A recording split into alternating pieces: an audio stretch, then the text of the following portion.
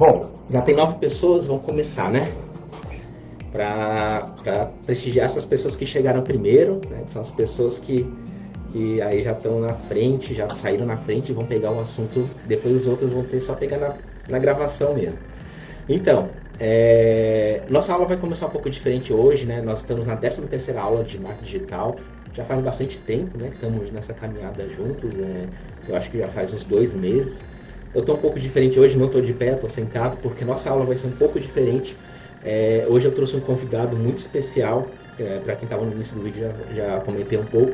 É uma pessoa que é brasileira, mas está morando no Canadá agora. Uma pessoa que tem um currículo muito bom, um currículo exemplar, com várias empresas que trabalham aqui no Brasil e no Canadá. Uma pessoa que também é formada na FGV e ele mesmo vai se apresentar. Mas esse convidado ele tem muito a contribuir com vocês. Se sintam privilegiados por ter um convidado assim que tem tanto conhecimento que vai poder até dar essa força de vontade de vocês também tomar essa atitude aí de fazer alguma coisa diferente, porque assim, diploma todo mundo consegue, né? Mas assim, o que vai fazer você brilhar, aparecer no mercado, ser destaque, né, no mercado, vai ser isso aí, essa força de vontade, essa garra, essa vontade de querer mudar o mundo, o propósito, como ele vai falar mais pra frente aqui no vídeo. Então, eu quero apresentar para vocês o Thiago Nunes, tá? Que também é meu primo. E ele vai falar com vocês sobre vendas, comercial, propósito, valores, né, Thiago? Se apresenta aí. Deixa eu colocar sua imagem. Joia. Esse Boa tarde aí pro pessoal do Brasil. Bom dia ainda aqui, horário de Vancouver, 11 horas e 7 minutos. Pessoal na Itália, já são 8 horas da noite. Eu verifiquei aqui, Samuel, no Japão já é boa noite mesmo. Então, da onde vocês estiverem assistindo a gente aí, bom dia, boa tarde, boa noite. Agradecer aí o convite do Samuel, fazendo um trabalho exemplar, trabalho de bem, de compartilhar conhecimento, realmente uma vocação genuína de trazer conhecimentos. E ele me convidou para falar um pouquinho sobre cultura de vendas, alta performance. Eu vou me apresentar antes de a gente entrar no tema. Bom, meu nome é Thiago Nunes, eu sou nascido na cidade de São José dos Campos, tenho 2 irmãos, um irmão mora aqui na cidade de Vancouver, está terminando o high school, outro irmão está fazendo ainda o high school, é o ensino médio, né, no Brasil, e meus pais residem também na cidade de São José dos Campos. Vou começar um pouco da minha história falando de fracasso. Eu sou uma pessoa, como o Samuel falou, muito resiliente. E, essencialmente, para você acertar, você tem que fracassar muito. Né? Usar o Michael Jordan como exemplo, antes dele ganhar os primeiros, tentando na Netflix o documentário da vida de Michael Jordan, recomendo que vocês assistam, se não assistiram. Antes dele começar a ganhar torneios e campeonatos da NBA, ele fracassou várias vezes e treinou, né, bastante arremessos até que ele conseguiu se tornar um atleta de alta performance. Então, assim como nos esportes, a nossa vida profissional, pessoal, ela passa por altos e baixos. E quando eu estava no Brasil, não diferente de agora da crise do Covid-19, a gente estava tendo uma crise econômica, política, né? E através aí da transição do governo da Dilma, os escândalos de corrupção, e eu trabalhava no segmento do aço. Nesse momento, eu cheguei ali no pico da minha carreira, eu era o head, né, a pessoa que cuidava do desenvolvimento de negócios no segmento do óleo, fornecia clientes como o Grupo Gerdau, o Grupo Belgo, que era o Grupo Mineiro, e viajava o Brasil desenvolvendo negócios.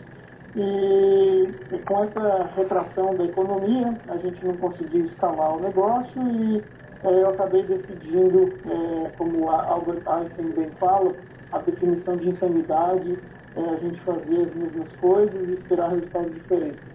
Então, com toda a humildade, eu resolvi sair do Brasil, vim para o Canadá, moro aqui hoje há 5 anos, fiz de tudo, trabalhei como atendente de supermercado, vendi computadores, troquei pneu, fui assistente de gerente de uma pequena oficina, gerente geral, e hoje eu desenvolvo negócios dentro da cadeia automotiva para uma grande multinacional do segmento do óleo, que tem 50% do mercado americano, 40% do mercado canadense, e ela é global.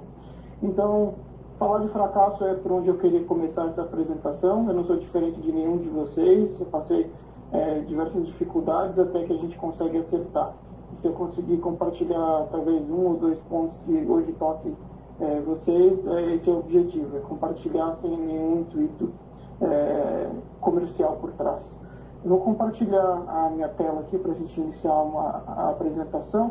É só para o Samuel, caso haja alguma pergunta, é bem interativo, é um assunto que eu domino. Se tiver alguma pergunta, eu posso parar a apresentação e a gente pode bater um papo. Eu não estou vendo a mesma tela que ele está vendo, então, se surgir alguma pergunta, a gente vai batendo um papo. Eu estou acompanhando aqui, tá, Thiago? Assim, se aparecer alguma pergunta, eu ligo a câmera ou te mando uma mensagem aqui pelo Meets aqui, tá bom? Eu estou acompanhando aqui. Ok.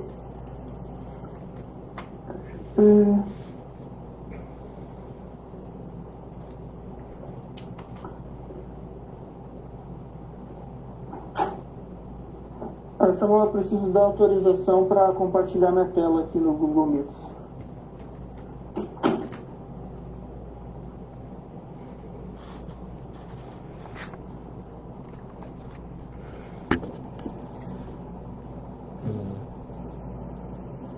Aqui não apareceu nenhuma... É que eu acho que você está como host, eu acho que talvez tenha que transferir, me dá presenter mode lá. Deixa eu ver aqui. You must grant permissions in order to screen share.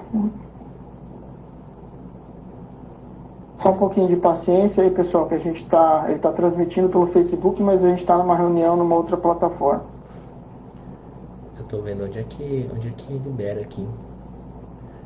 Você deve ter que ir nos participantes, já está eu e você, tem um bonequinho lá em cima, e daí, eu acho que você clicar no meu nome, deve ter como você me...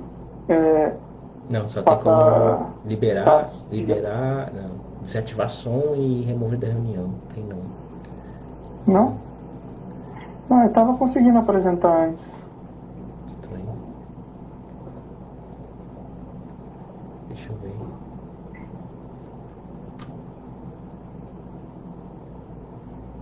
Tem alguma coisa aqui na frente.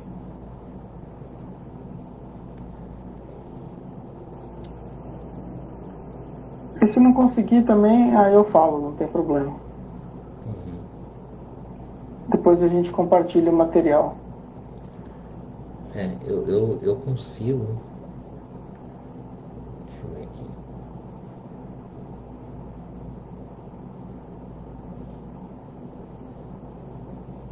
Não. Eu consigo fazer por aqui, mas acho que como você começou a reunião, eu comecei a reunião, né?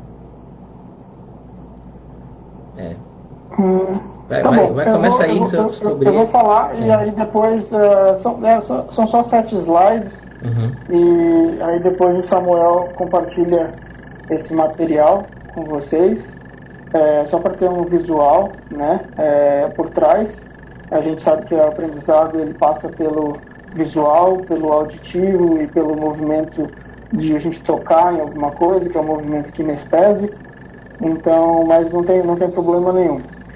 O material que vocês vão receber, ele fala um pouquinho do jeito Toyota, o jeito Toyota de disrupção, onde a gente está vivendo agora até negócios estáveis como o varejo internacional, meios de produção e tudo que envolve a cadeia aí, automotiva, ele está sendo repensado.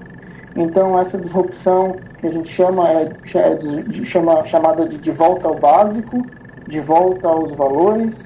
Então, em 1939, o fundador da Toyota, o senhor Ishiro Toyoda, ele definiu 4 grandes pontos para a gente atender os nossos clientes, né? Que é o Serving Customer Mindset. E esses 4 pontos, eles não são ferramentas, são formas básicas de se pensar para que a gente consiga ter um maior engajamento aí comercial e desenvolver conexões genuínas com o nosso público. O primeiro grande ponto é a essência do Kaizen, e não o Kaizen como ferramenta, o PDCA, né, que é o planejamento, execução, verificação e ação. Mas o espírito Kaizen, ele nada mais é do que a própria aceitação de que imperfeitos nós somos perfeitos, né? A própria palavra em inglês, imperfect, ela quer dizer I am perfect, ou seja, imperfeitos, nós somos perfeitos. E sempre essa busca contínua por melhorar. Então, não tem problema nenhum a gente aceitar os nossos erros, os nossos defeitos, desde que a gente tenha aprendizado com eles. A própria filosofia, segundo o Ishiro Toyoda, do Kaizen, é a gente encontrar defeitos e com isso a gente ter esse processo de melhoria contínua. Então, a aceitação desse espírito Kaizen é um dos grandes pontos para a gente servir os nossos clientes, e as pessoas elas ficam desarmadas completamente quando a gente conversa com elas com uma naturalidade, uma tranquilidade, falando, olha, esse assunto aqui eu não domino, mas eu vou procurar e eu vou te dar a melhor resposta. Ou eu sei uma pessoa que a gente pode se conectar, ela pode ajudar, né? Ou então, quanto tempo você tem para mim te trazer a solução? A transparência, ela é sempre melhor do que a arrogância e a gente saber que a gente tem todas as respostas. O segundo ponto importante, na própria fundação da Toyota, e de novo, de volta ao básico, é o espírito rural. E aí um pouquinho dos nossos avós aí, do Rio Grande do Sul, né? As pessoas ali, os bisavós, tinha um pessoal que morava no campo, e não diferente do pessoal na cultura japonesa, eles chamam de espírito rural. Então, o que é um trabalhador rural? É uma pessoa que por fora talvez a mão esteja calejada, né? Que talvez o rosto esteja um pouco sofrido por causa da incidência do sol, mas é um trabalhador duro. Então, hoje as pessoas não querem mais trabalhar duro. As pessoas não querem ter a disciplina para que a gente possa melhorar. E não existe sucesso imediato, não existe amanhã eu vou ficar milionário, ou vou ter muito dinheiro. É um processo e fruto de um trabalho e disciplina contínua.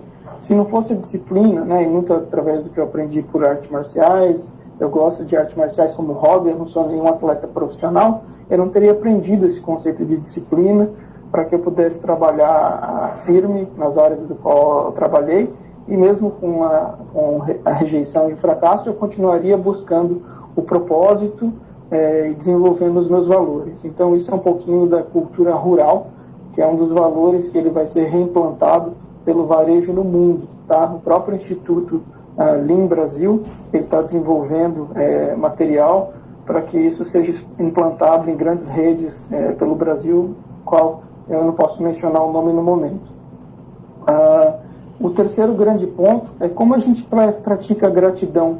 Eu vi alguns vídeos do Samuel e ele fala bastante, né, de gratidão, obrigado por a gente estar engajado nesse projeto, sempre agradecendo, sendo cordial com as pessoas. E a gratidão, ela é uma forma que aumenta, comprovado cientificamente no nosso cérebro, os níveis de serotonina, ao ponto que depois de 21 dias praticando gratidão 3 vezes ao dia, que eu faço todas as manhãs, eu acordo e eu escrevo 3 coisas pelas quais eu sou grato nas últimas 24 horas, e eu sou específico. É o que eu sou grato e por quê. Então é o what e o why, né? É o que e o porquê. E tem que ser nas últimas 24 horas. Depois de 21 dias, a teoria do hábito, isso habitua. E os níveis de serotonina, né, os níveis de felicidade do nosso cérebro, ele aumentam. Então vejam como isso está embasado, né, em 1939, na própria fundação do que hoje a gente conhece como Toyota, e depois desdobrou ferramentas aí que são aplicadas em empresas como a Embraer, a Boeing e ao redor do mundo. Né? Gratidão é muito importante como valor central. O quarto ponto que eu queria discutir, e depois a gente vai levar para vendas, porque eu não acredito que vendas seja em si só uma ciência, ela vem muito do desenvolvimento dos nossos valores morais. É o princípio de independência. Então, o que aconteceu, a gente sabe na história do Japão, Eles passaram pela Guerra Mundial e eles não tinham nenhum recurso, né? E a Toyota ela não tinha nenhuma planta mágica, e eles foram até os bancos pedir empréstimos, os bancos não emprestavam dinheiro, mas essencialmente eles falavam: amanhã nós vamos ser melhor do que hoje, associada ao espírito Kaizen, né? E ele ficou muito frustrado que os bancos não emprestaram dinheiro. Ele falou: daqui para frente eu nunca mais quero ser dependente de banco. E desde lá a Toyota sempre teve balanço financeiro positivo e trabalhou com os próprios recursos. Então, trabalhar com o que nós temos. Se hoje nós temos poucos, vamos trabalhar com aquela realidade. Quando eu me mudei para o Canadá, basicamente eu me tratei como um estudante internacional, fiquei um ano sem carro, fiquei um ano basicamente sem muitas regalias, e você tem que se tratar de acordo com a realidade pela qual tu vives. Agora que eu apresentei para vocês um pouquinho aí de 4 valores centrais, dos quais eu acredito, vamos falar um pouquinho então de vendas, né? Vendas nada mais é de que como a gente trabalha o nosso body language, né? Que é como nós nos movemos. Isso está 55% de toda a nossa comunicação. Então, uma técnica muito boa para desenvolver body language, né, como nós nos apresentamos, todas as vezes que a gente for aprender um novo conceito que a gente quer apresentar para alguém, né, um script de vendas, pegue uma câmera do celular, não precisa mostrar para ninguém, põe na frente do computador e grava um vídeo de 1 minuto explicando aquela ideia, né? E aí você depois assiste aquele vídeo, se não estiver bom, grava de novo. A ferramenta audiovisual, ela ajuda muito a gente olhar para si mesmo como num espelho. Antigamente falavam: treine em frente ao espelho. Mas hoje a gente tem tecnologia, tem uma câmera do celular, é tão precisa, né? Grava aí não sei quantos megapixels. Eu não sou nenhum cara que acompanha mais esse desenvolvimento tecnológico, mas você tem uma resolução fantástica no celular. E aí você treina isso na frente da sua própria câmera. E não precisa compartilhar com ninguém, é de graça, né? Então isso é para trabalhar body language. 7% apenas dos elementos da comunicação são as palavras. Então olha que interessante, 55% como nós nos movimentamos, né, as expressões faciais, o rosto ele tem milhares de expressões faciais por segundo, e 38% está na tonalidade, que é o como nós falamos. Então, quão importante é trabalhar a presença, né, de como nós nos apresentamos? É mais de metade de um processo de venda. Então, esse é um elemento fantástico aí da comunicação, que pode ser aplicado em vendas. A gente usa bastante também o que a gente chama de trabalho de transições durante a comunicação. E transições eu me refiro a quanto por cento do tempo você passa num estágio de nurturing, ou seja, você está suportando aquela pessoa, quanto por cento do tempo você passa realmente identificando que aquela pessoa tem uma necessidade. Então, é provado, de novo, cientificamente, por uma das grandes instituições de vendas no mundo, que a gente tem que passar 70% do nosso tempo entendendo as necessidades do nosso cliente e nurturing, ou seja, oferecendo para ele conforto para aquela necessidade, né? E aí, só 30% do tempo a gente tem que passar num campo aí lógico e não emocional, solucionando aquele problema, né? Então, um bom vendedor, né, uma pessoa que atinge sucesso aí em venda comercial, corporativa, ele é uma pessoa que tem a habilidade de escuta. E escutar é diferente de ouvir. As pessoas ouvem por uma orelha e saem pela outra. Escutar é que você escuta, processa e você confirma aquilo com aquela pessoa, né? Então, algumas frases importantes aí que a gente pode trabalhar, né, para entender melhor as dores dos nossos clientes, para que a gente possa trazer soluções, ou seja, prazeres para resolver aquelas dores, são, por exemplo: me conte um pouco mais sobre isso, né, que você está me dizendo. Você realmente mostrando genuíno interesse pelo que a pessoa está falando. Ou então, você pode ser mais específico, né? E a pessoa está falando e você pergunta para ela: olha, Thiago, eu estou aqui com um problema no meu carro, quando eu estou dirigindo faz um barulho na frente do carro. Aí eu falo: você pode ser um pouco mais específico? quando você está devagar ou quando você está dirigindo na rodovia? Ou seja, buscando entender melhor esse problema, né? Faz quanto tempo que você tem esse problema? Tentando entender um pouco do tempo, né?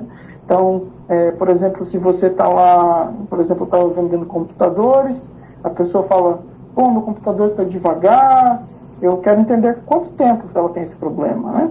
Para saber se ela está tendo esse problema recorrente ou se acabou de acontecer, para você poder entender um pouco dessa dor dessa pessoa, né? E você já tentou solucionar esse problema? E algumas pessoas tentam, outras não. Depende do interesse. Tem pessoas que são mais analíticas, outras não. Eu tive um problema, eu vou procurar a solução. Para você entender um pouco de como a pessoa toma a decisão, né?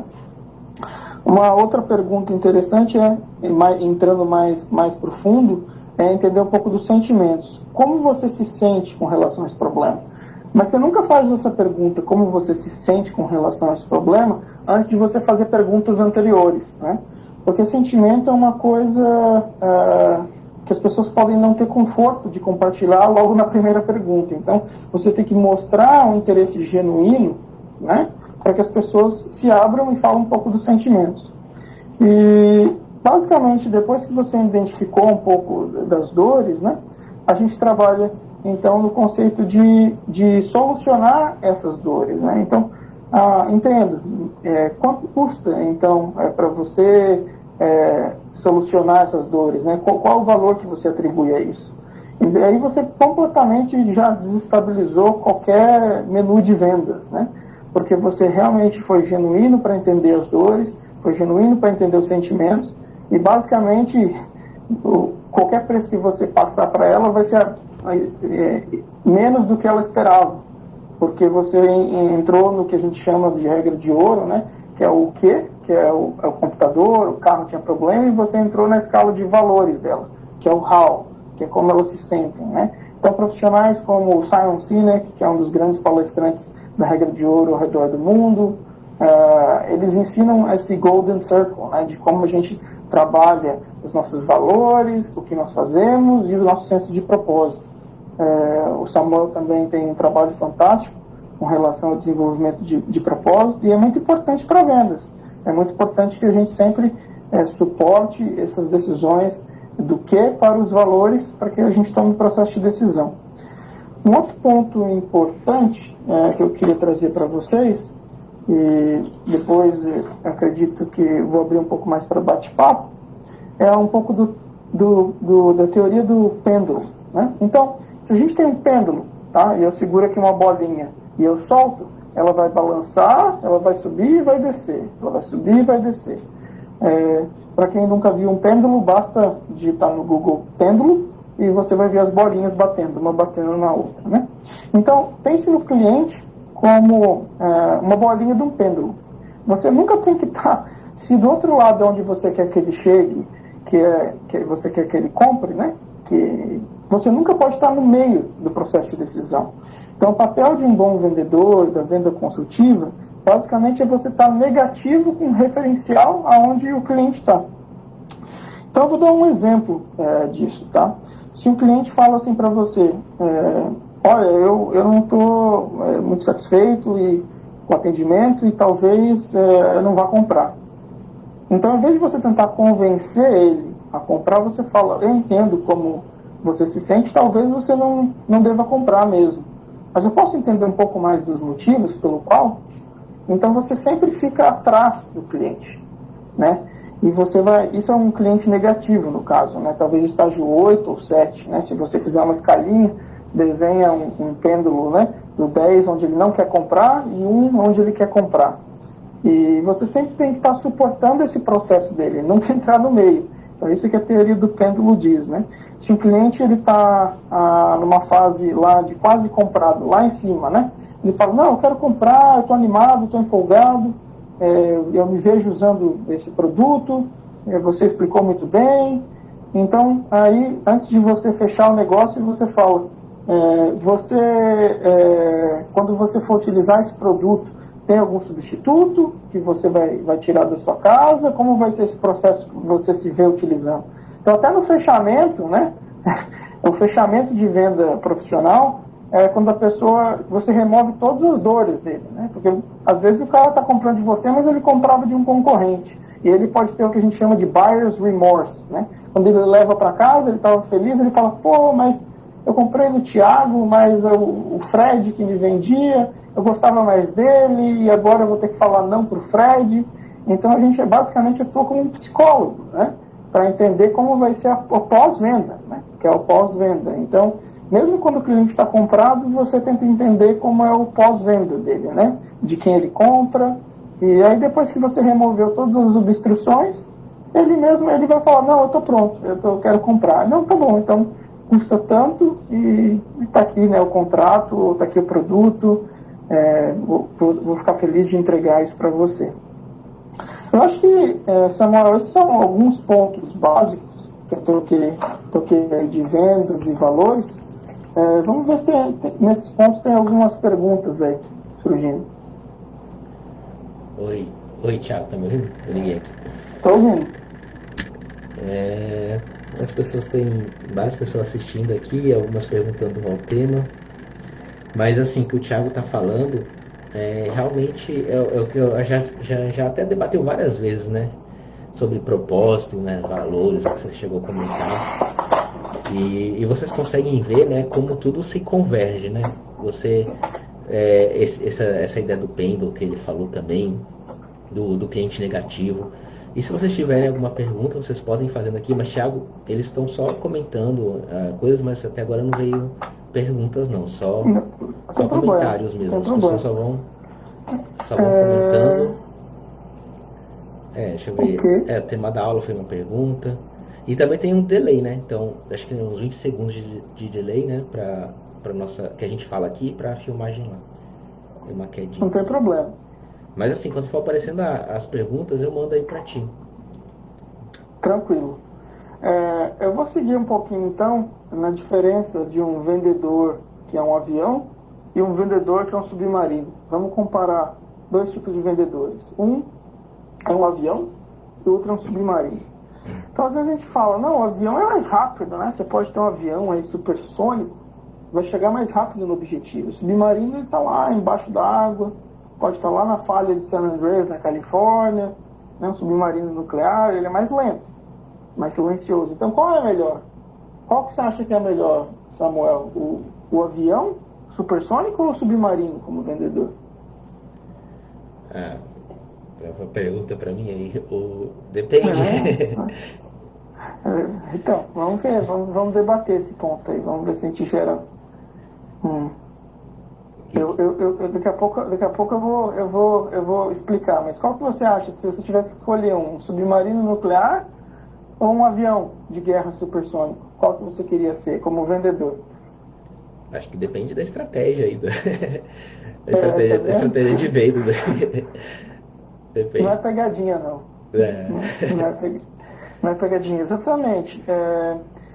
O avião, se ele vier muito rápido e ele estiver voando muito baixo, depende da estratégia. O que vai acontecer? Ele vai causar muito barulho, ele vai quebrar vidro, pode deixar até pessoa surda, né? E você consegue ver ele de longe, né? Você consegue pegar lá um telescópio e você consegue ver o avião vindo, né? Ou outras ferramentas de monitoramento, de calor, tem bateria antiaérea, e você consegue derrubar aquele avião, né? Mas se ele estiver voando muito alto, talvez não seja mais difícil. Mas em vendas, tá? Em vendas corporativas, vendas de comércio, o que você quer é desenvolver relacionamento. E a melhor forma de desenvolver relacionamento é você não ser percebido. Por isso que o submarino, o exemplo do submarino é o que eu mais gosto. O submarino nuclear, ele está perto de um país, de um continente, você nem sabe que ele está lá, ele manda um míssil e acabou a guerra, né? Mas por quê? Porque ele anda fundo, e o fundo, né, da profundidade de um submarino no sentido de não ser detectado, no sentido de que ele passa pelo processo de venda, ele atinge o objetivo, desenvolvendo o relacionamento de uma forma profunda. E aí são basicamente 7 compartimentos que a gente estuda para desenvolver essa venda relacional, essa venda de alta performance. primeiro grande ponto é o que a gente chama de bonding and rapport. Como que você está gerando esse contato inicial, esse relacionamento inicial, essa que a gente chama também de espelhamento, né, que é o rapport com o seu cliente. E aí muitas pessoas acham, né, tem mistificado, não, entra na sala do seu cliente, ou quando o cliente entrar na sua loja, fala alguma coisa que ele está bonito, que você gostou do relógio, ou sei lá, você vê uma fotografia de alguém, fala como é que a família dele é bonita. Isso tudo está errado, pode jogar tudo fora. Só funciona bonding and rapport se for genuíno. Então, por isso que a questão dos valores e princípios ela é tão fundamental. Porque se você sentir alguma coisa no seu coração, você tem que falar. Mas se você não sentir, não fala. É melhor não falar, é melhor ficar quieto. E conforme a gente pratica bonding and rapport através do nosso valor, né, que é o how, a gente consegue melhorar o ato, que é a venda, nesse caso. E o bonding and rapport, ele é um dos compartimentos, né, que ele é praticado durante o relacionamento como um todo. Então, é de uma forma bem genuína e você vai construindo isso aos poucos. Não existe uma fórmula mágica, né? Aquela pessoa lá, ela, sei lá, tem milhares de clientes, mas como ela conseguiu, né? Bom, hoje em dia você tem o marketing digital, você tem aí ferramentas para você fazer o seu branding da sua marca, mas se o atendimento for ruim, o cliente não volta. Aí você vai ter uma taxa, você não vai ter um funil de vendas, você vai ter um furo, né? Porque o cliente vem e nunca mais volta. Então, esse bonding and rapport é muito fundamental para você manter, né, os clientes, gerar lealdade nos seus clientes de uma forma genuína. O segundo grande ponto de vendas é manter contratos que a gente chama de upfront contracts. Ou seja, o que é isso? É um contrato antes de você iniciar o processo de vendas, né? Então, você tem que entender, o cliente está na sua loja, ele está com tempo, ele está fazendo pesquisa de preço, o que ele está fazendo, em qual momento ele está do processo de vendas. Então você tem que perguntar, se você não perguntar, você não sabe. Não é porque o cara entrou na sua loja que ele quer comprar, às vezes ele está pesquisando para alguém da família, às vezes ele está pesquisando para o chefe, às vezes ele é só influenciador da compra, às vezes ele está só fazendo uma pesquisa de mercado. Então você traz isso para frente, né? Qual o motivo desse contato? Por que você está fazendo essa pesquisa, né? Como está funcionando o processo de decisão para ti? E você tem que fazer essas perguntas para que você tenha um upfront contract, ou seja, um contrato antes de iniciar qualquer processo de venda. E esses contratos que vêm antes de você iniciar o processo de vendas, ele pode ser por uma mensagem, por um e-mail, e você quer colocar ali o que a gente chama de ground rules, né, que são as regras básicas para que vocês comecem ali um entendimento, ou seja, de uma forma profissional, que o cliente não está 100% no controle do processo de compra, que você tem também a responsabilidade por navegar ele por esse submarino e que você ajuda ele a encontrar o fit correto do produto ou serviço para a necessidade dele. Então você só se mostra como mais profissional e tem um grande ganho aí de confiabilidade com o passar do tempo. Depois que você fez um bom bonding rapport, colocou algum contrato de confiança antes de iniciar o processo de venda, onde você vai para o processo de dores, que aí são as perguntas que a gente discutiu, né? Que tipo de perguntas você faz para que você entenda quais são as necessidades do cliente, né?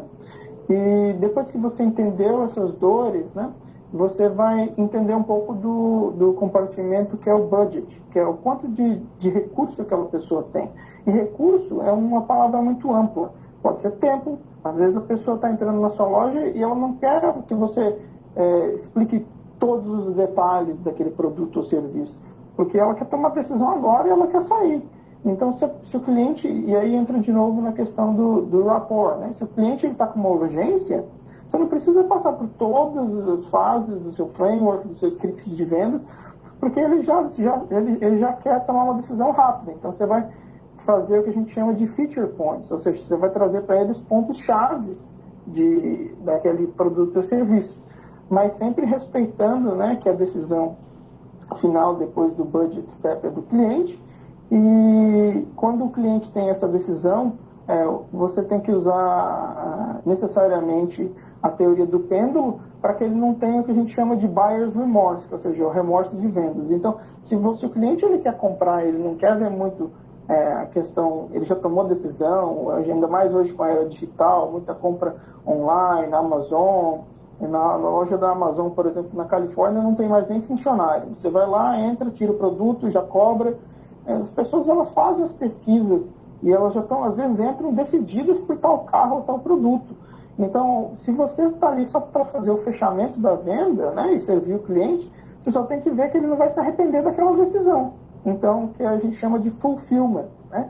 Que é aquilo que ele está comprando vai realmente satisfazer as necessidades dele. Então, você pode fazer algumas perguntas, né? Muito legal que você fez toda a pesquisa, que você está decidido.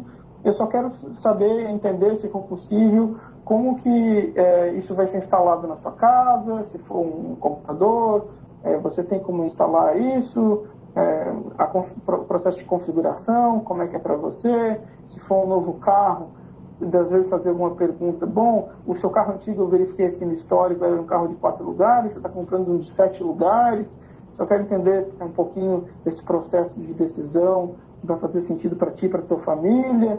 Então você faz algumas perguntas para que ele não tenha o que a gente chama de buyer's remorse, né, que é o remorso de compra. Porque muitas vezes o cliente acha que sabe, mas ele não sabe. Isso acontece com frequência. Você tem uma taxa de retorno. Aqui no Canadá, nos Estados Unidos, é altíssima a taxa de retorno. Porque eles compram e aqui você pode devolver produtos muitas vezes até 30 dias sem nenhum motivo. E aí, como você faz a gestão desse estoque de toda a mercadoria que está voltando, você tem que vai reduzir preço, aí você tem perdas de eficiência, né, do que a gente chama de gross profit, que é a margem de lucro, porque não foi feito um trabalho de fulfillment, né? O cliente tem toda a razão de tomar a decisão sozinho, mas nós, como vendedores e consultores, nós temos que trabalhar essa parte de fulfillment, que é o pós-venda, né? E depois, a pós-venda convencional, né, que todo mundo chama, é você realmente ligar para o seu cliente. E depois de uma semana, um mês, né, dependendo da estrutura que tiver a sua empresa, para saber como é que está sendo o que a gente chama de customer experience, como está sendo a experiência dele com aquele produto ou serviço, né? E nesse ponto, se ele tiver com uma experiência fantástica, é onde você pede uma recomendação. Então, né, oi, senhor Paulo, eu encontrei contigo aqui na concessionária do Vale do Paraíba, você pegou um carro de 7 lugares, eu quero saber como está a experiência para sua família, se tudo está correndo bem. Ele vai falar que sim, provavelmente, se você fez todo o processo de venda da forma correta. Se você tiver alguém dentro da sua rede de relacionamentos que tem o mesmo perfil de família, que esteja procurando um carro maior, por favor, pode me recomendar, se for possível. Tem alguém que você tenha na sua cabeça nesse momento?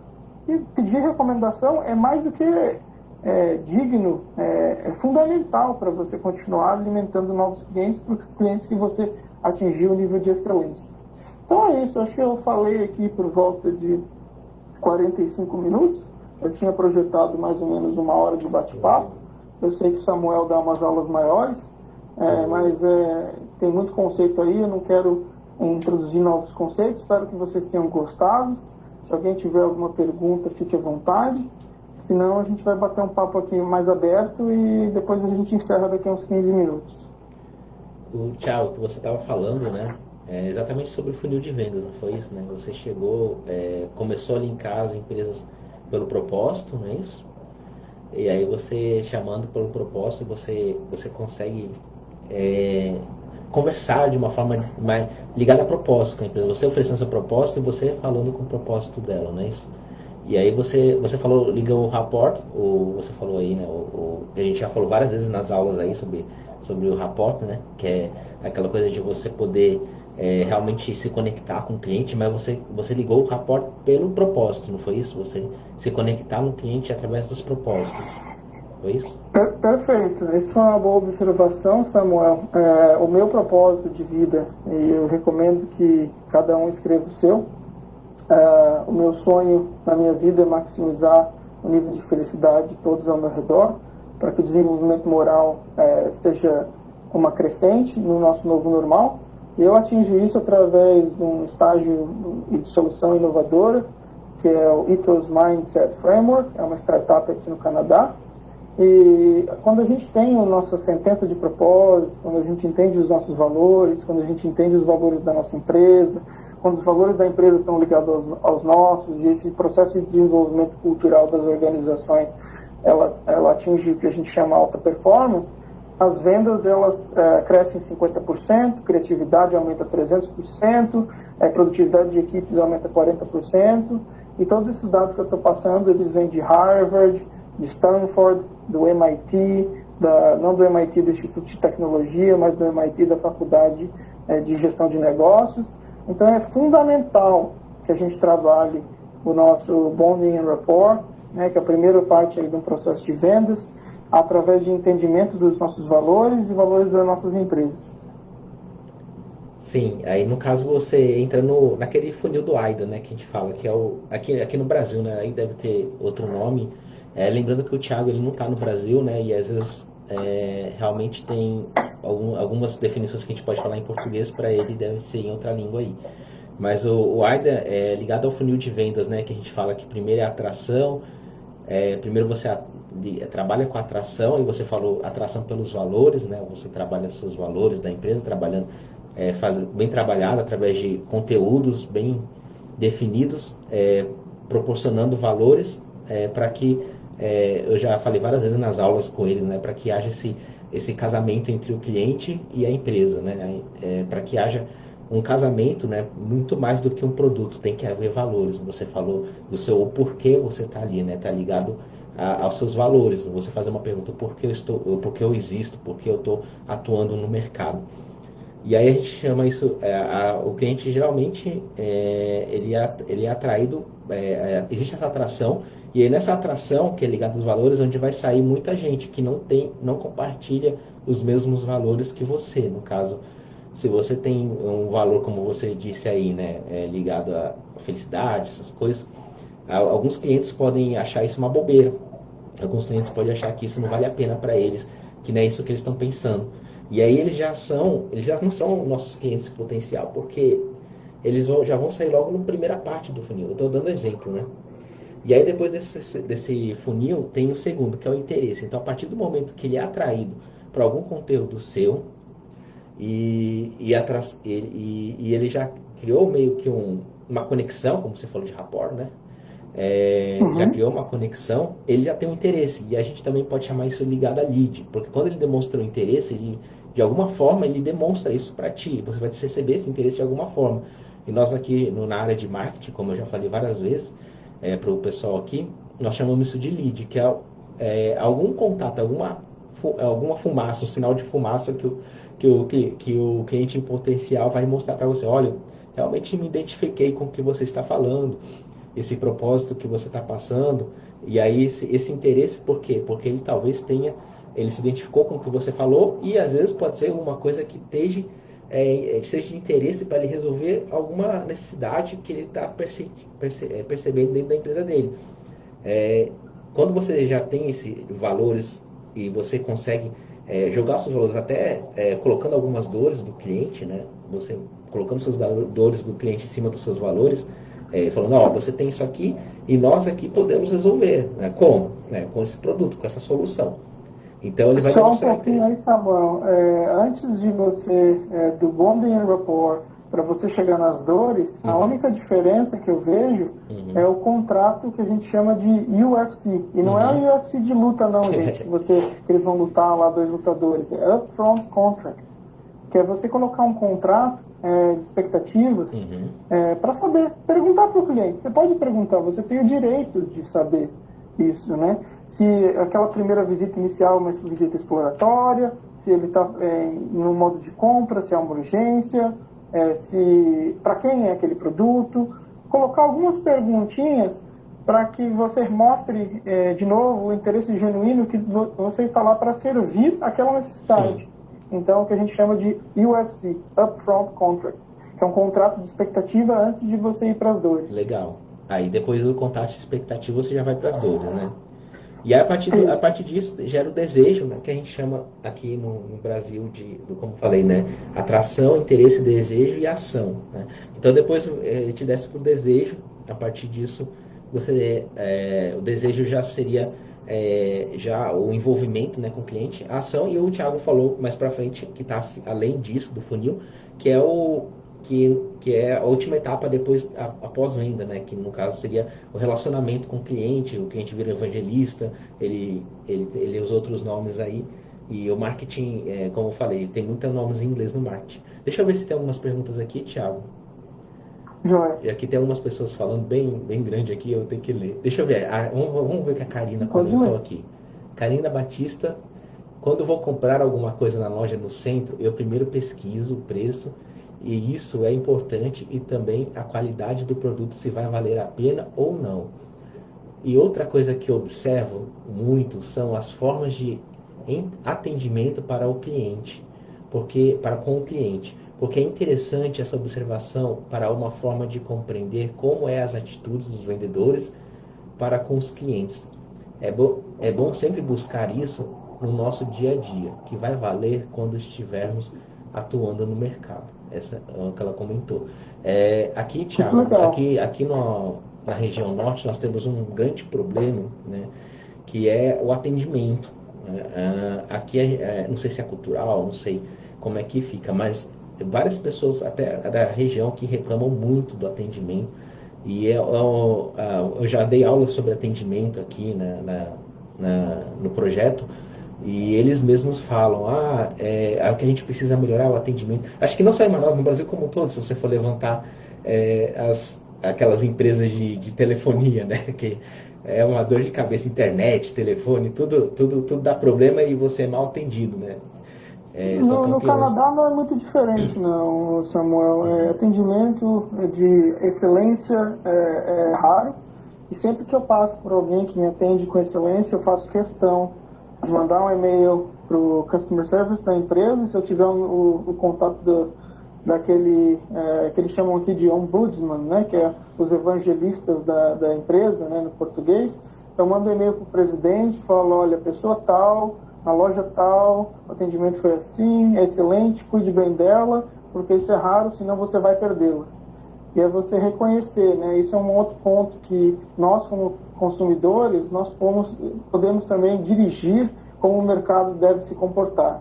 Então, toda vez que você vê alguém que é excelente em atendimento, elogie aquela pessoa, pega um pouquinho mais de tempo, vá para casa, faça uma pesquisa de satisfação, manda um e-mail para a empresa, porque se você está insatisfeito com o atendimento, não é só culpa da empresa, a culpa é nossa, de não elogiar e dar crédito para aquelas pessoas que se diferenciam. Então é um pouquinho aí olhando como visão de cliente, né? Um atendimento... Deixa eu ver aqui, tem mais alguma coisa aqui. O Henrique falou, gerar valor para o cliente é um grande desafio, pois cada pessoa tem suas particularidades.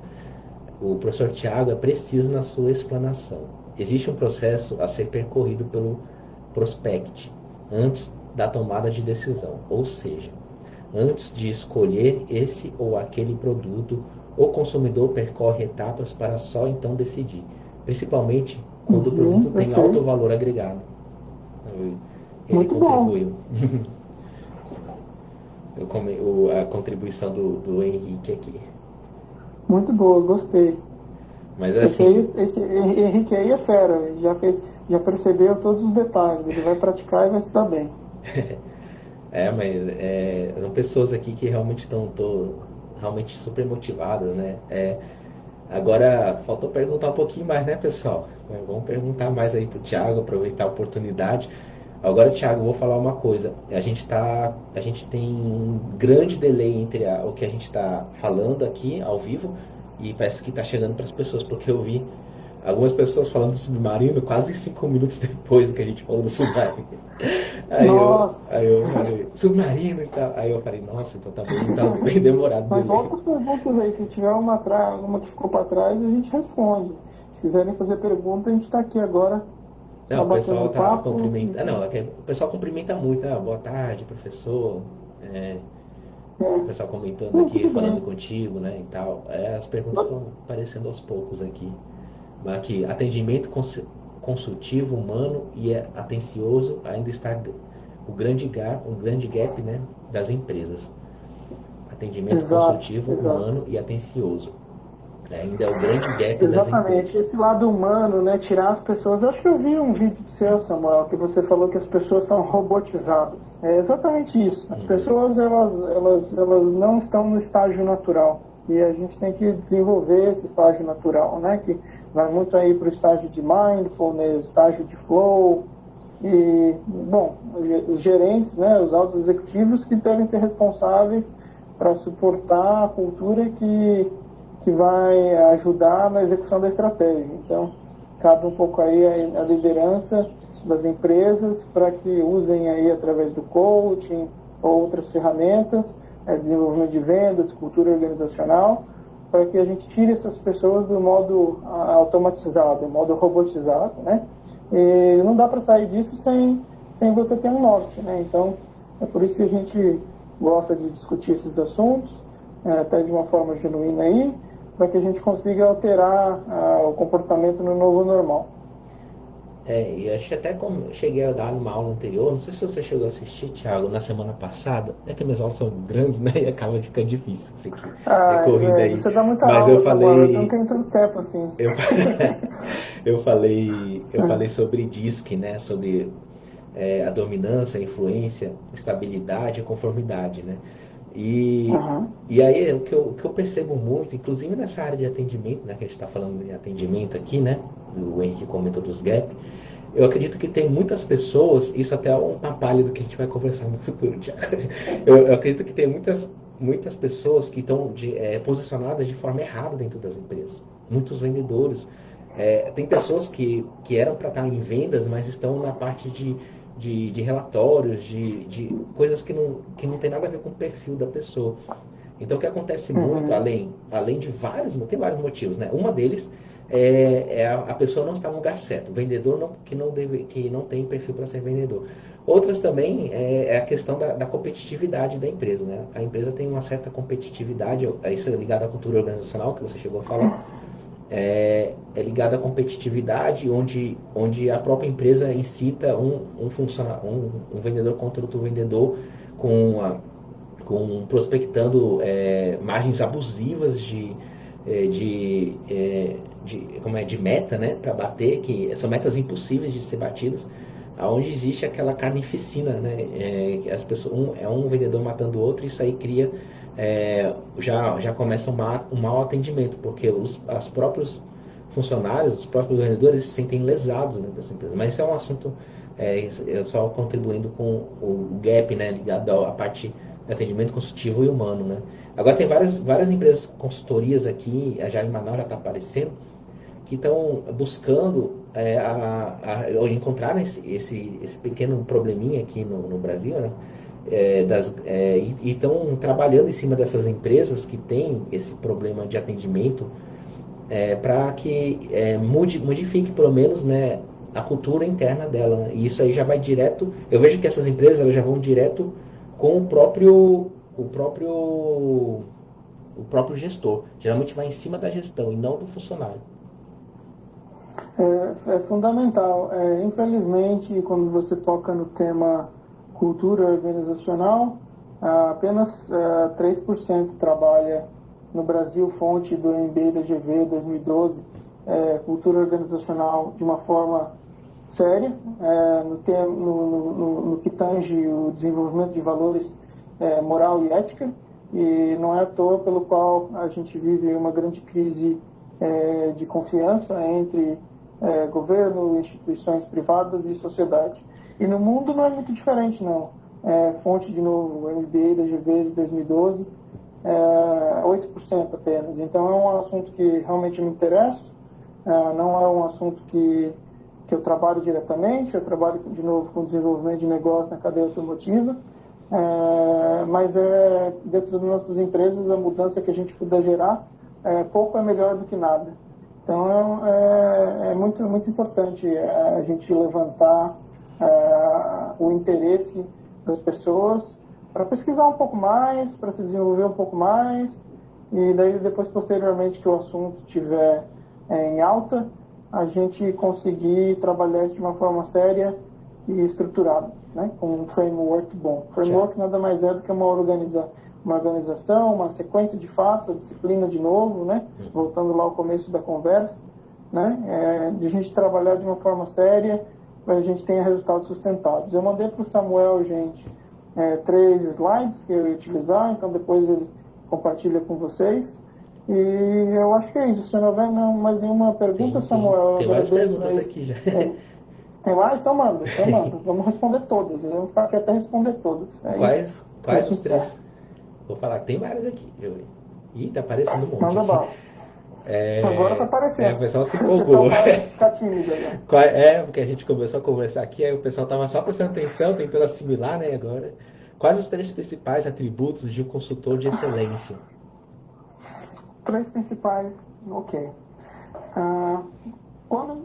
Respondendo isso, quando me vem à cabeça 3 principais pontos de um consultor de excelência primeiro o que a gente chama de você se colocar no lugar do consumidor, ter esse entendimento, né, que você realmente está lá para ouvir, né, e de novo, ouvir é diferente de escutar.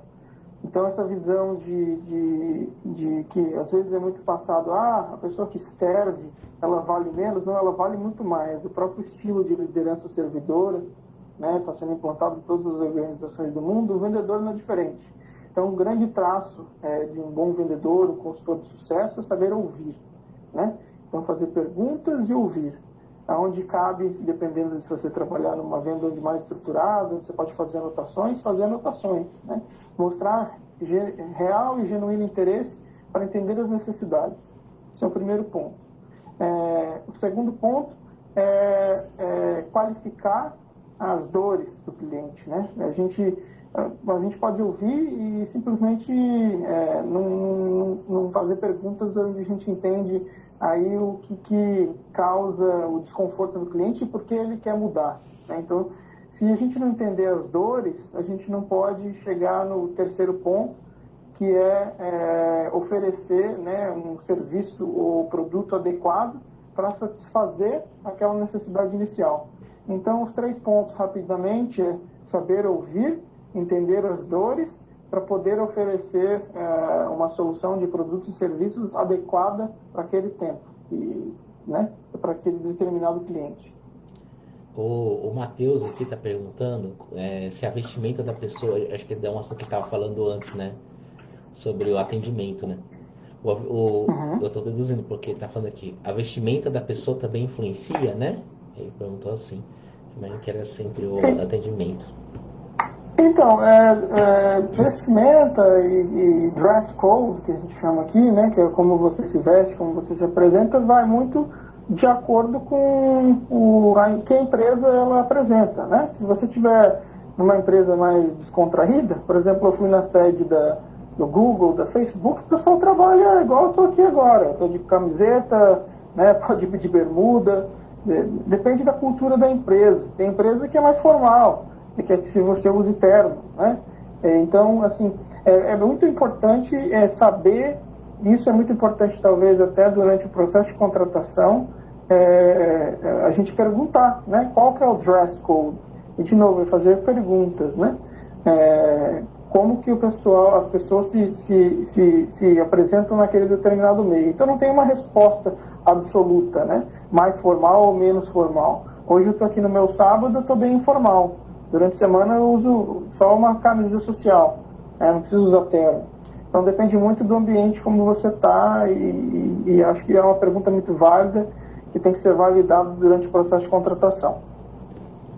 Depende muito de cada cultura também organizacional, né? Eu vejo empresas que realmente a vestimenta é mais despojada, algumas já são mais formais, depende muito da cultura enraizada. Mas isso não quer dizer que isso não quer dizer, isso é cultura, né? Então quando você vai entrar numa empresa, você já sabe antes de entrar como é que vai funcionar lá. Isso não quer dizer que a empresa é ruim ou não, né? Isso depende muito de cada estratégia. Deixa eu ver outras perguntas aqui. Em uma entrevista de emprego para a área de vendas, quais os critérios utilizados pelas empresas para contratar o futuro colaborador?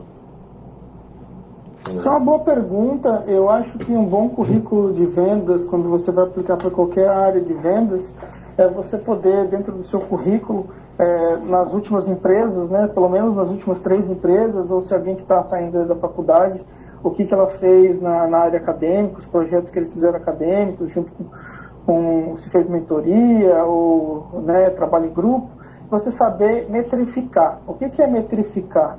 É falar, bom, na empresa que eu trabalhei com vendas, eu fui responsável aí por um aumento de vendas no meu departamento de 15%, ou fui o melhor vendedor durante 2 meses subsequentes, ganhei o prêmio tal, ganhei o prêmio de atendimento. Aí você tem que colocar o que a gente chama de métricas dentro da sua descrição de atividades. Não adianta só falar o que você faz, né, que é o ato. Você tem que provar com alguma métrica qual foi o impacto. Então isso serve para qualquer currículo, não só de vendas, administrativo, qualquer vaga, até do nível de diretoria. Dentro de um bom currículo, o que eles querem ver é as métricas que você atingiu e qual era o relacionamento disso com como você era medido, né, e com o departamento. Vou continuar lendo as perguntas aqui, Thiago. Aparecendo pergunta aqui. Manda bala. Pergunta é bom, isso é bom, essa parte é boa. Tem pessoas que levam seus problemas familiares para o trabalho. Isso influencia no atendimento? Pelo problema, ok. O que eu aprendi, tá, com a minha vivência, é que a parte de vendas, principalmente o comercial de uma empresa, você está lá para ouvir.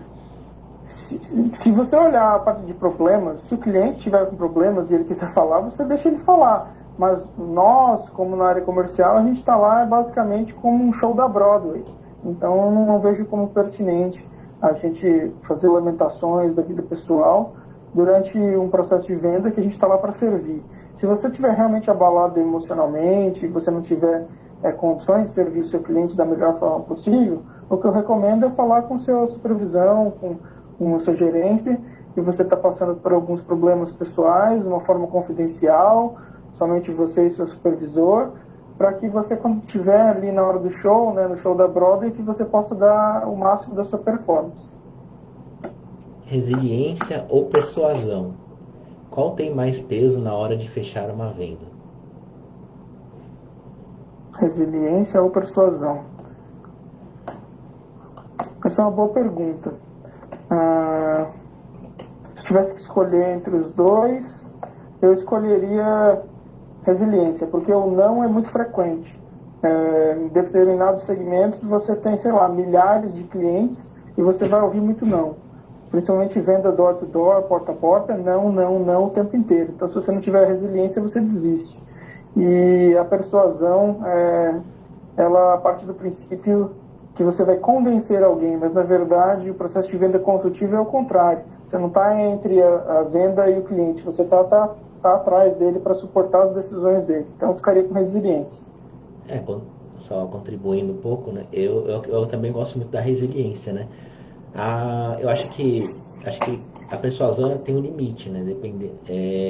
Assim, a gente pode usar gatilhos mentais, pode usar várias coisas na persuasão. Mas se você não tem resiliência e você começa a abusar muito da persuasão, eu acho que você acaba até perdendo o cliente, porque fica uma coisa assim muito forçada. Então a resiliência, eu acho que ela é voltada a mais até o relacionamento que você tem, aquele relacionamento que vai ser duradouro, porque você criar realmente um vínculo com a pessoa, né? E aí depois, quando você surgir a necessidade, a pessoa vai lá e vai procurar você.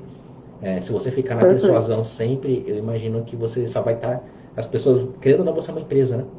Então as pessoas vão ver você como uma empresa. E eu acho que isso é ruim até certo ponto, porque eles vão pensar que você só quer lucrar. E na verdade você quer dar uma solução. Então a persuasão às vezes foge um pouco. Claro que é interessante, né? Usando gatilhos, né, e tudo. Mas a resiliência, eu acho que tá ligado, é legal usando até como conteúdo, né? Aqui mais uma pergunta, essa é do Santiago. A primeira impressão é importante. Como iniciar um bom atendimento? Iniciar um bom atendimento. Então, o que eu aprendi com anos e anos em experiência comercial, independente de qual segmento, desde o varejo até venda corporativa e industrial, é que você tem que ter um primeiro eye contact. É lógico que você não vai ficar encarando as pessoas, então um bom olho no olho logo no começo da conversa, antes de você chegar perto daquela pessoa, geralmente uns 3 metros de distância, um bom sorriso, né?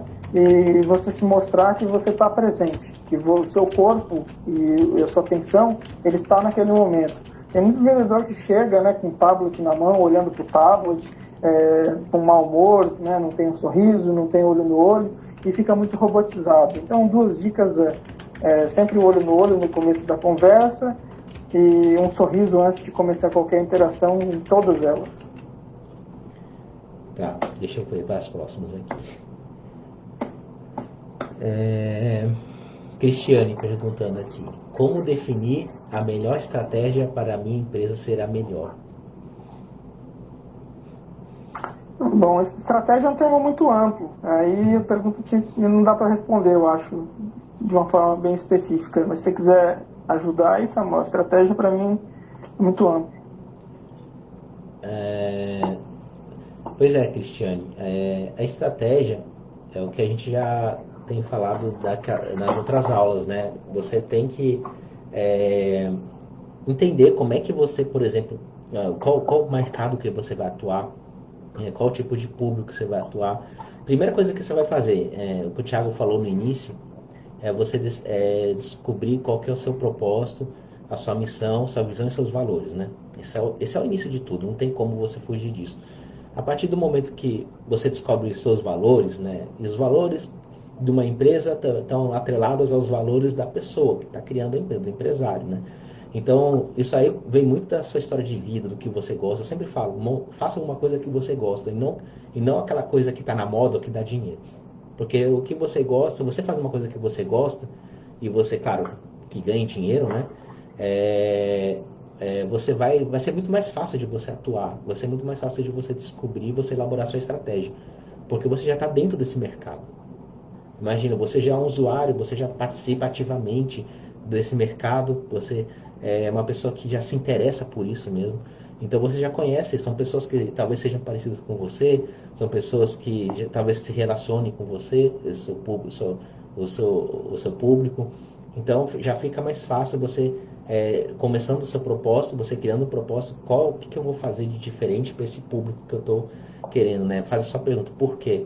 O porquê eu estou entrando aqui nesse mercado, o porquê eu vou oferecer isso, né?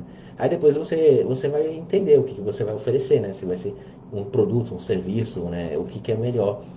Eu acho que a Apple está perdendo um pouco essa cartada, né? Mas a Apple tinha no início, eles sempre trabalhavam sempre o propósito no início, né? Depois, com um propósito bem definido, eles lançaram o computador, lançaram o iPod, o iPhone, o iPad.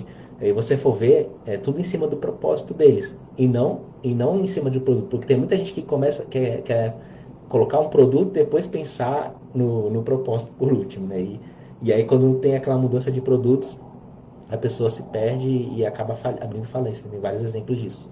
Então eu já dei vários exemplos. Exatamente. A Apple ela é uma empresa que segue a regra de ouro a finca. Eles depois que eles vão apresentar um computador, né, o primeiro Macintosh, era gigantesco, né, basicamente do tamanho de um PC com uma tela na frente.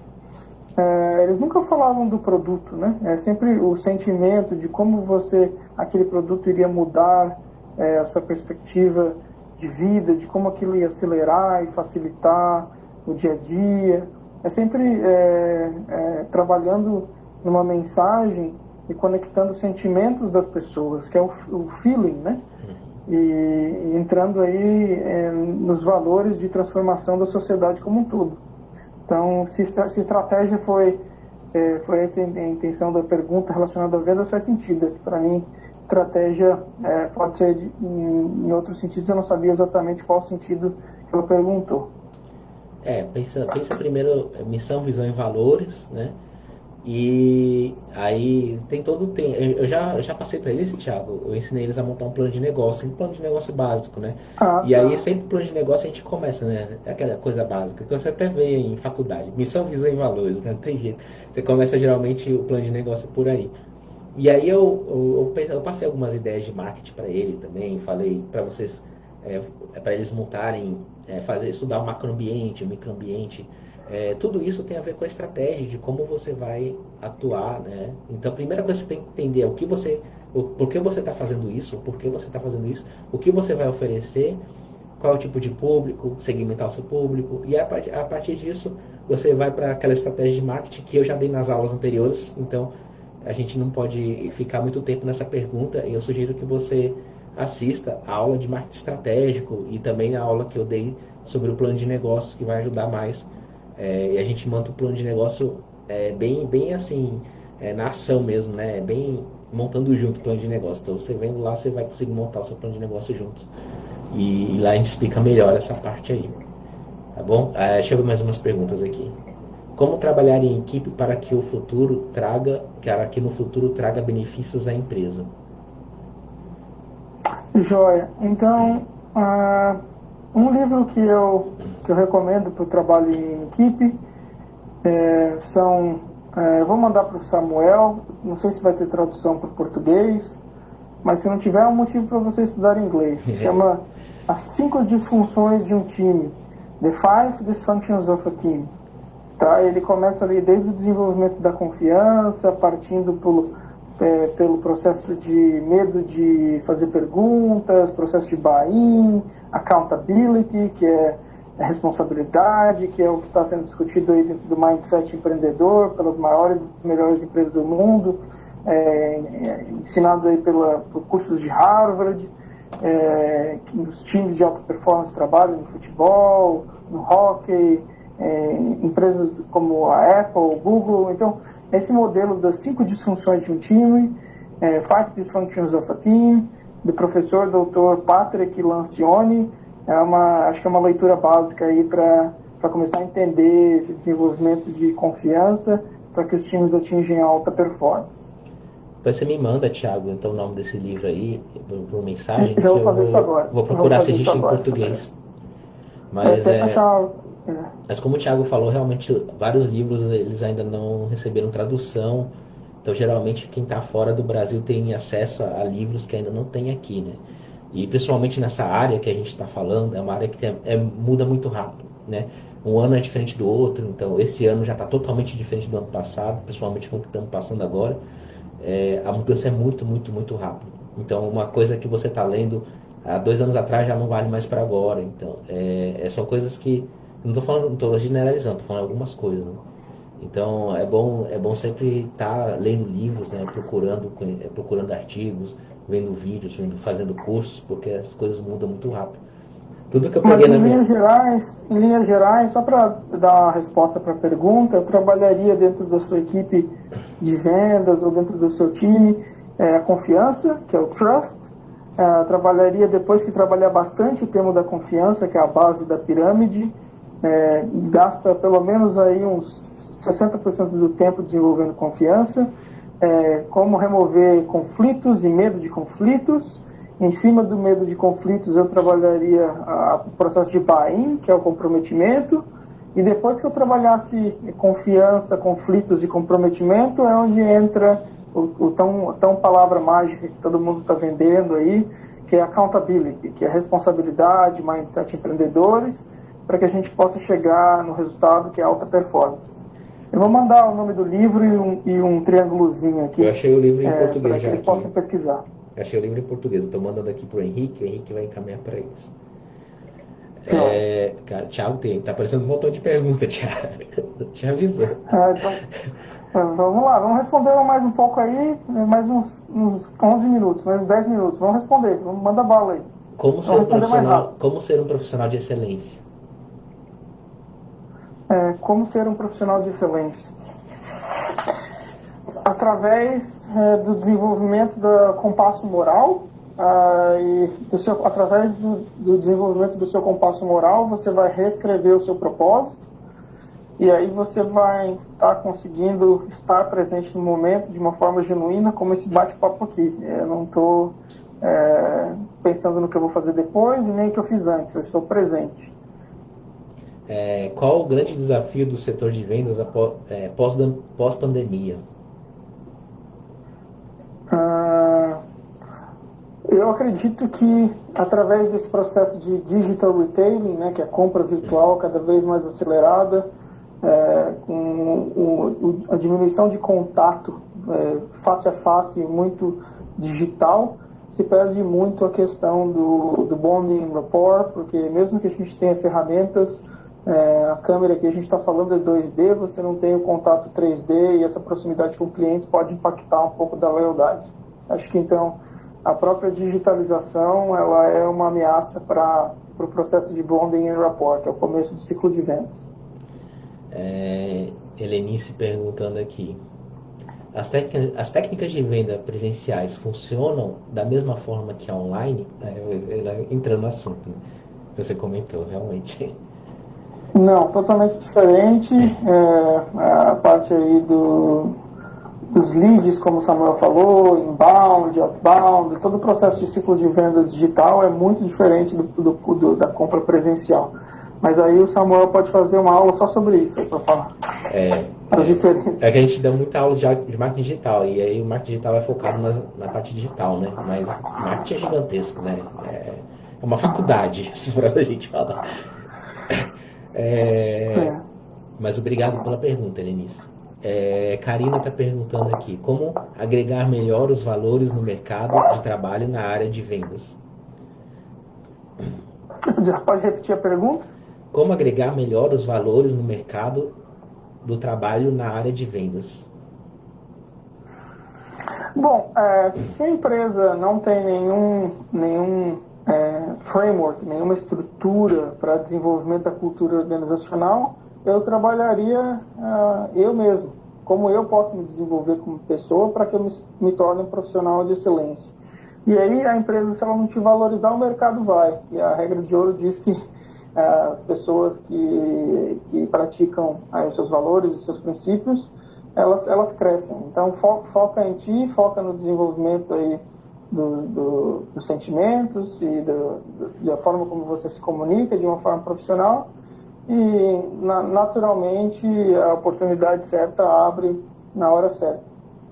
Mas de uma forma organizacional, poucas empresas no mundo têm essa resposta. De novo, só 3% das organizações do Brasil têm o tema desenvolvimento moral levado a sério, e no mundo só 8%. Fonte 2012, MBA da GV, GEP 10. Realmente, né? Vamos lá. Como trabalhar com marketing em outros países? Marketing em outros países. Eu não sou especialista em marketing, eu tenho formação em marketing, depois eu me especializei em gestão de pessoas e fiz um curso de administração. Parte do marketing que eu sempre gostei é a parte estratégica, né, planejamento e desenvolvimento de estratégias para implantação de produtos e serviços. Mas se essa é a parte do marketing, né, de como você pensar em colocar um produto e um serviço num outro país, não é muito diferente do que seria a base do marketing aí tradicional, que é ensinado aí pelo Kotler. É um livro muito bom, né? Do Kotler aí, os princípios do marketing, é quase do tamanho de uma bíblia. Então eu leria esse livro aí. Não vai mudar muito. Ele é o papa do marketing. É o papa do marketing. O marketing agora, o mundo está globalizado, né, na verdade. Então, com o mundo globalizado, algumas coisas do marketing estão globalizadas, né? Então, o que a gente tem que observar realmente é a cultura de cada nação, né? Cada região também.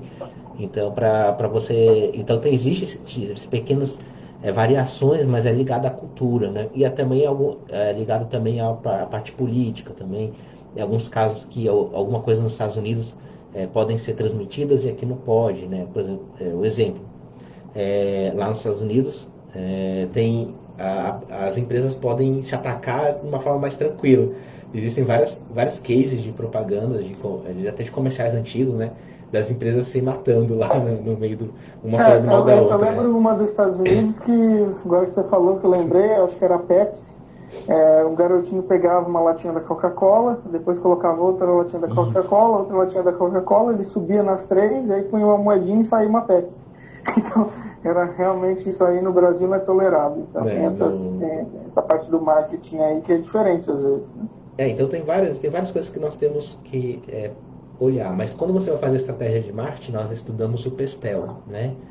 Que você estuda o ambiente político, o ambiente econômico, o ambiente social, né? O ambiente tecnológico, o ambiente legal, o ambiente faltou ambiental, a parte ambiental. Então o PESTEL ele estuda tudo isso. E aí o que pode variar de uma coisa para outra, né? De uma forma de você falar em um país diferente do outro, é exatamente o macroambiente, né, que está ligado à cultura e também alguns contatos externos, como eu falei, da política, né, no caso o CONAR, ele vai em cima de ti, se você chegar e colocar a Pepsi lá e a Coca-Cola se tapeando lá, falar mal do teu concorrente, né? Aqui no Brasil não dá certo isso não. Mas, então tem essas pequenas variações e também variações como a parte ecológica, a parte dependendo aqui no Brasil, por exemplo, a maioria das pessoas são cristãs, né? Acho que é 80 e poucos por cento, não sei exatamente. Então, às vezes, dependendo como alguma coisa que você faça aqui, lá no Japão, seja permitida e aqui não. Porque lá no Japão, né, é mais budista, é mais shintoísta. Então, eles têm um aceite maior para certas coisas, ligado a posicionamento, muitas coisas são influenciadas, né? E aí de novo eu fui buscar aqui só para ter a base do papo aqui. Philip Kotler, 2011 a 2013, foi onde ele estava falando sobre peste. Então só adicionaram o EL, Pestel. Tudo vem do Papa. Pega o livro do Kotler e começa a ler que vai funcionar. Então, deixa eu ver aqui mais perguntas, deixa eu ver. Eu estou perdendo aqui as perguntas. Tudo. Tem muita ainda, as técnicas de vendas. Gostei de ver o pessoal participando no final. Porque realmente, Thiago, eles estavam prestando atenção no início, e aí agora que veio. Como agregar melhor os valores. Bom, quer dizer que o assunto foi bom. Foi um assunto muito bom. Como agregar melhor os valores no mercado de trabalho na área de... Isso eu já falei, né? Na área de vendas. Acho que a gente respondeu. Uma parecida. Como trabalhar, pega a próxima aí. Como trabalhar vamos pegar mais duas perguntas. Escolhe aí, Samuel. É que eu me perdi aqui no... Mas, Thiago, a pergunta aqui. No Brasil e a parte de vendas no Brasil e a parte de vendas no Canadá, assim, o que muda muito? Essa aqui que muda. Tá. Uma das coisas que muda muito, de novo, começar aí no começo do bate-papo, é a cultura canadense. Ele é um povo muito mais analítico, no sentido de que ele toma as decisões dele mais baseado em fatos e dados, enquanto o brasileiro ele tende a ser um povo um pouco mais emocional, né, que deixa se levar pela decisão do que ele está sentindo, né? Então o canadense, se você não respeitar a forma como ele toma a decisão, se você não fizer esse trabalho, né, significativo de fazer as perguntas para que ele tenha entendimento, para que ele desenvolva o processo de decisão, se for esse tema de venda por impulso aqui, você vai fracassar muito, né? Então, aqui os processos de vendas, eles são um pouco mais trabalhados, acho que até por esse fato cultural, mas isso não, de novo, voltando ao timing de venda, um cliente que compra mais por impulso, não tem problema, você respeita isso. Se ele já entrou, ele quer comprar, você só trabalha ali na parte do fulfillment e o pós-venda, né? Que para ele não ter o buyer's remorse, que não ter o remorso de chegar em casa e se arrepender de que comprou aquele produto ou serviço, e depois você faz o pós-venda ligando para ele. Então, independente de ser Brasil ou Canadá, vocês vão ver a imagem que eu compartilhei com o Samuel, que ele vai compartilhar com vocês depois, o exemplo do submarino funciona. Mas aqui o pessoal muito mais, acredito, pé no chão no processo de compra, deixando a emoção um pouco de lado, se eu fosse generalizar. Bom, deu já 3 horas e 30 minutos, né, aqui no Brasil. Qual é a diferença aí? É 4 horas de diferença, né? Então... Isso é 12:30, então eu tô ficando com fome, então daqui a pouco eu vou... mais uma pergunta aí, manda bala, última. Estão perguntando como você, como é que é essa vida aí no Canadá, como é que você fez para ir para o Canadá? Ótima pergunta. Eu vou compartilhar então depois um vídeo que eu sou um dos cases de sucesso da Ivisa. Ivisa é uma empresa de imigração, é muito reputada aqui, parceira no Canadá, cuidou de todo o processo de imigração, e eles me entrevistaram uma vez, eu fiz um vídeo, acredito que seja não lembro, mas não é um vídeo muito longo, e eu compartilhei com o Samuel. Vocês podem dar uma olhada nesse processo de decisão. Quero agradecer de novo, Samuel, pelo convite, agradecer a todo mundo que participou e fez perguntas. Sempre muito bom levar essa mensagem de transformação do processo de venda e desenvolvimento de valores morais e éticos. Eu realizo o meu propósito de vida, que é maximizar a felicidade de todos ao meu redor, desenvolvimento moral, para que juntos no novo normal a gente construa algo diferente. Então, muito obrigado, gratidão, pratiquem gratidão e até a próxima. Fechado? Obrigado, Thiago. Obrigado por ter participado aqui com a gente, por ter contribuído aí com um pouquinho com o pessoal aqui, inspirado as pessoas, né? Ter mostrado aí um pouco do ambiente de fora, trazendo conteúdo de fora, né? Porque, como diz, as coisas mudam muito rápido e os livros primeiro são lançados em inglês, né? Então, até os trabalhos acadêmicos, né, são lançados em inglês. Então, aqui no Brasil, realmente, nós temos uma pequena dificuldade de ter acesso a esse conteúdo, porque a gente só consegue depois de estar traduzido, né? E, então, obrigado mais uma vez por você ter contribuído. Eu vou falar aqui com o pessoal sobre as últimas aulas, tá? E se você... Fechado. Tá bom? Deixa eu só colocar minha foto aqui pro pessoal. Deixa eu só voltar aqui de novo. Então, pessoal, aqui a última pergunta foi: como é a sua vida no Canadá? Porque a gente respondeu aqui. Matheus, a gente respondeu, Matheus, a pergunta. Então, pessoal, obrigado aí, né, Thiago? Eu vou falar aqui com vocês só para a gente finalizar. O Thiago, ele tem realmente um compromisso aí agora, né? Vida de empresário aí no Canadá é correria. E eu quero só falar para vocês que nós tivemos essa excelente aula aí com o Thiago, né? Esse bate-papo, na verdade. O Thiago tirou várias dúvidas de vocês. E nós estamos já na nossa 13ª aula, de marketing, e eu estou conversando com o Henrique e creio que a nossa última aula vai ser semana que vem, vai ser a 14ª aula. Já estamos vários meses, eu já perdi a conta de quantos meses já estamos aqui fazendo, e eu quero abrir a próxima aula para vocês tirarem dúvidas do curso como um todo. Então, vocês podem reassistir a aula do zero novamente, tá tudo gravado, tá tudo no YouTube, no Facebook aí também tem também as aulas no Facebook e no YouTube, tá? O Henrique tá mandando o link aí para vocês de todas as aulas, já estão compiladas no YouTube também com qualidade. E aí vocês podem assistir e levar essas dúvidas, sei lá, para te trocar uma ideia, bater um papo, fazer uma coisa mais diferente.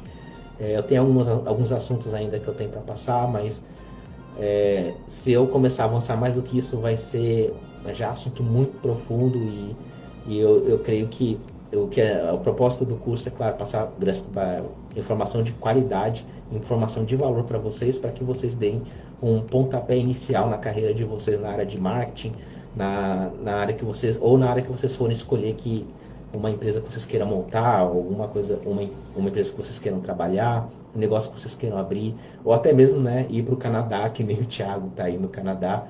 Vocês queiram ir para o Canadá, fazer essa jornada aí de vida. Você já está acostumado com as câmeras. Obrigado, Matheus. Então, pessoal, a última aula vai ser diferente, vai ser uma aula de dúvidas. Talvez não seja uma aula tão demorada, porque depende de quantas perguntas vocês vão ter, tá? Eu não vou passar muito conteúdo, nós já estamos bem avançados. Então eu quero que vocês separem as dúvidas, separem as perguntas, mandem para o Henrique vai estar pegando essas perguntas, ele vai estar me passando. Me mandem com antecedência até, porque Se vocês me mandarem com antecedência, eu posso até dar uma pesquisada melhor e trazer alguma coisa mais completa para vocês, tá bom? Deixa eu ver se tem mais alguma coisa aqui. Porque eu tenho um canal no YouTube, Matheus, tá? Eu vou compartilhar aqui. Eu tenho um canal no YouTube. Deixa eu pegar aqui. Eu vou compartilhar aqui nos comentários com vocês, tá bom? Deixa eu ver. Aqui.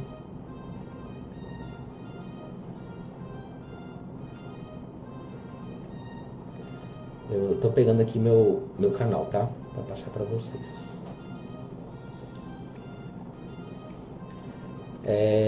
Então, como a gente realmente já está bem avançado, eu já creio que com o que a gente viu, vocês já estão além de muitas faculdades, porque eu tenho uma ideia, o que eu passei para vocês, o que o Thiago até agora passou aqui para vocês, são coisas que assim, as faculdades ainda não estão dando, né? Tem várias coisas, vários assuntos que eu passei para vocês, que as faculdades hoje ainda não estão dando esses assuntos. Então, você vê a grande importância desse projeto que está sendo montado, né? Trazendo informação, levando informação para as pessoas. Deixa eu pegar aqui, vou passar o meu Linktree aqui. Vou passar aqui. Duas coisas ao mesmo tempo. Aqui, pessoal. Esse aqui é o meu Linktree. Vocês acessam, então, todos os meus... Mandei nos comentários, tá? Tem todos os meus links lá dentro. O Thiago também está mandando o LinkedIn deles. É só você clica lá para seguir o LinkedIn do Thiago, acompanhe as postagens dele. É bom vocês treinarem inglês, porque tá tudo em inglês lá, né? O Thiago, como eu falei, mora no Canadá e ele se relaciona com as pessoas. E como o Thiago mesmo disse, aprendam inglês, estudem inglês. Isso é realmente uma tendência, né? Cada vez mais as coisas ficarem em inglês, o conhecimento está em inglês. As coisas demoram para ser traduzido. O conhecimento é produzido lá fora, os artigos são produzidos lá fora. Então você tem que ter pessoas para traduzir para chegar aqui no Brasil. Isso é um dos grandes motivos das faculdades brasileiras não falarem de coisas muito novas, porque não existe tradução para isso ainda. Muitas das coisas a gente tem que ler em inglês, muitos dos conteúdos a gente tem que pesquisar nas faculdades, nas universidades americanas, nas universidades canadenses. Então o conteúdo ele está em inglês. E para vocês, muitas das coisas que a gente falou aqui, a gente teve que traduzir do inglês, não tem no Brasil ainda. Artigos que não chegaram no Brasil, ainda estão sendo traduzidos, livros que estão sendo traduzidos. Então tem esse pequeno gap da informação, da tradução da informação, e aí as empresas começarem a aplicar de verdade dentro do meio corporativo. Então as empresas que se destacam são aquelas empresas que já têm esse conteúdo antes. Deixa eu ver aqui. Então, pessoal, eu já vou indo. Obrigado, Hector. Obrigado, Valesca. Obrigado, Matheus. Obrigado, Bruna. Obrigado. Deixa eu ver quem mais aqui. Karina comentou bastante. Leonardo, foi uma excelente oportunidade para conhecer os aspectos relacionados a valores, comercial e vendas com alguém que vive este dia a dia no Canadá. Muito legal. Envie o livro em inglês no grupo. Tá, Helenice quer o livro em inglês. Eu vou pedir do Thiago depois, não sei se o Thiago ainda está aqui por fora. Depois, Thiago, se você ainda estiver aí, você manda para eles o livro, manda para mim o livro em inglês, se você estiver aí. Se não tiver, eu procuro aqui na internet depois. Próximo passo do curso será o inglês. Isso aí, verdade, né? Isso é verdade, o próximo passo do curso é inglês, né? Verdade. Então, vocês verem, a gente já deu a abertura, realmente o inglês é importante, a gente entrou no assunto aí sim. E eu não estava me tocando que o próximo curso que vocês vão ter já é o inglês, né? Pra vocês verem como é importante o inglês, né? O inglês, ele abre portas grandes para vocês, porque vocês vão ter acesso a conteúdo diferente. Se vocês querem atuar em outro mercado, por exemplo, mesmo que vocês trabalhem no Brasil, vocês querem atuar. Agora, com marketing digital, vocês podem atuar em qualquer mercado, né? Vocês podem morar no Brasil e atuar com pessoas de fora do Brasil. Vocês também podem fazer que nem o Thiago fez, né? Chegar, fechar, se mudar para o Canadá, começar a morar lá, construir a família. Existem várias formas. O Thiago mandou um vídeo aí para vocês, depois eu vou compartilhar. Maravilhosa aula. Obrigado, Cristiane. O Thiago agradece aqui também. Parabéns aos dois pela iniciativa. Então é isso, pessoal. Já estamos 3h40, geralmente nossa são 3h40 aqui em Manaus, né? Acho que em horário de Brasília é 4h40. Nós vamos já encerrar nossa live hoje, já deu mais ou menos o horário que a gente dá todo dia. Obrigado de coração pela participação de vocês, por vocês terem abraçado aí.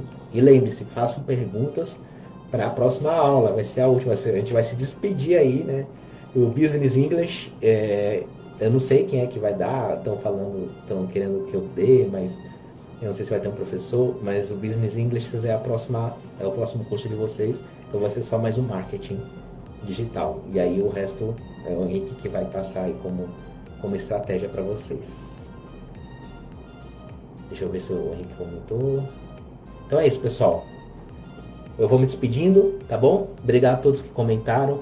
Obrigado, Santiago, pelos parabéns aí. Foi muito produtiva essa aula, tá bom?